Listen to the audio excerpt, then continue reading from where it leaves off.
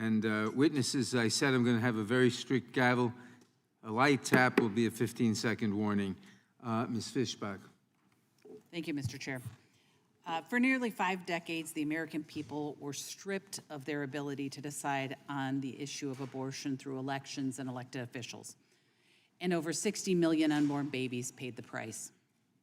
Roe versus Wade was unconstitutionally imposed abortion policy on the American people, legislated by unelected judges that left Americans with no voice. Now this Supreme Court gave the decision back to the states and the American citizens. In case we have forgotten, this is what democracy looks like. Elected leaders accountable to the people they represent. They propose, debate, and pass laws that people support. Justice Alito explicitly stated in the majority opinion that the opinion only impacts abortion, arguing that abortion is fundamentally different from the other privacy issues like contraceptive and marriage because it destroys the life of a human being. The left wants you to believe that Republicans are extremists, when the fact is the majority of Americans agree there should be some restrictions on abortion.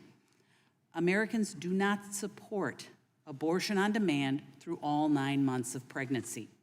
This is especially true when they learn all the scientific facts that have come out since the Roe decision was put down. My colleagues seem to be conveniently ignoring this information. Thanks to advances in science and modern medicine, the humanity of the unborn child is undeniable. At 6 weeks, an unborn child has a beating heart and facial features that begin to form. And by 15 weeks, unborn children's major organs are functioning. They can suck their thumb, they have fully formed noses, lips, eyes, and eyebrows, and they have facial expressions, and they are capable of feeling pain. Upon knowing this, it makes sense that the majority of Americans support some sorts of limits.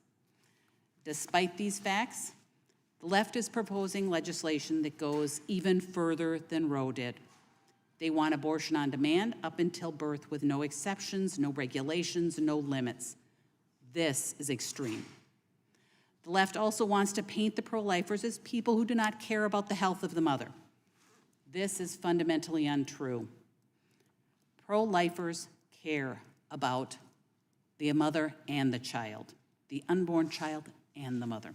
For decades, we have cared about the mothers, providing them with resources necessary for them to choose life, caring for the mother and the child.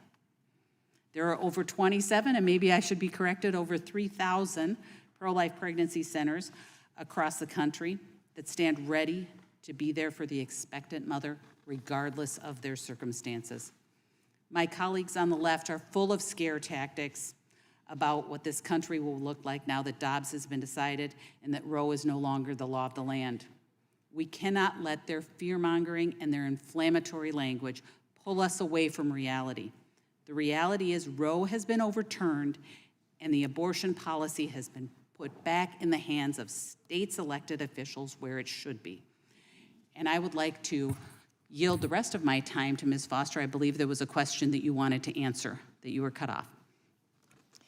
Yes, the pro-life movement supports women at all costs. We support them with this network of thousands of pregnancy care centers that outnumber abortion facilities 5 to 1 in our nation. They're in communities throughout our nation, not just in, in the big cities where the abortion businesses seem to target, but we are throughout our nation, and we're providing women with all kinds of resources, the financial resources, the housing resources, the material resources, the needs for their babies, and the needs for postpartum care, and the needs for, relationship and job training going forward so that they can live a full and fulfilling life and they can thrive in whatever they choose to do.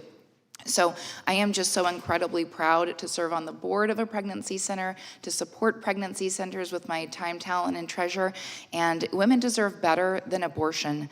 We deserve care, we deserve support, and that is exactly what pregnancy centers offer. Thank you very much, and I would just like to add that while the pregnancy care centers are doing their work with volunteers and raising money to do that, the abortion industry is a $1.6 billion industry, and that's what the Democrats are protecting. Thank you very much. I yield back my time. The gentlelady yields back.